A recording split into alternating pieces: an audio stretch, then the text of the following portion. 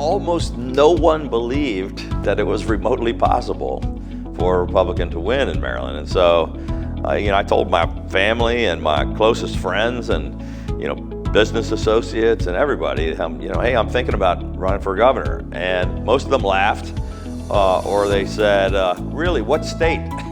I had 3 doctors walk into the room and tell me that I had very advanced and aggressive cancer that spread all over my body. I had 50-some tumors, and that they were going to have to immediately get me into a hospital to start doing aggressive 24-hour-a-day chemotherapy. I started thinking about how am I going to tell my wife and my kids. It was Father's Day weekend, Friday of Father's Day weekend. I had to tell my wife and kids, and my dad, who was still alive at the time, was coming over for Father's Day dinner. He took it the hardest. My dad's crying at the table. Didn't matter how old I was. I was still his little boy, and he couldn't help me.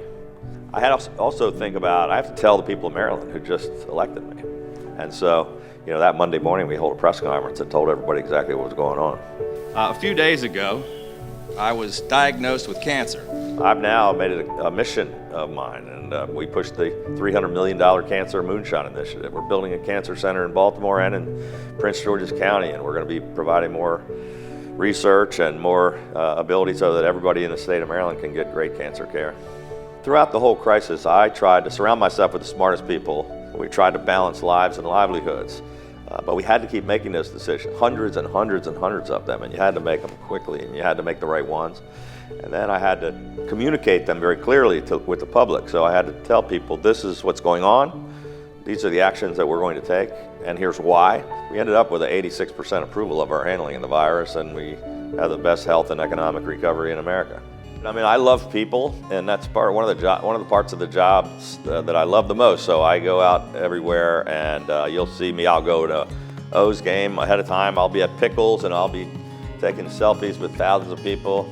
I was chugging a Natty Boh with one guy on camera. And I just like the engaging with folks. And I'm gonna look. It's not going to be the same unless you're in a presidential campaign or you're in another office.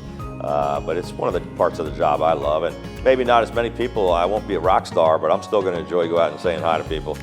Even if I'm retired, I'll still be out, thanking Marylanders for giving me the opportunity to be governor.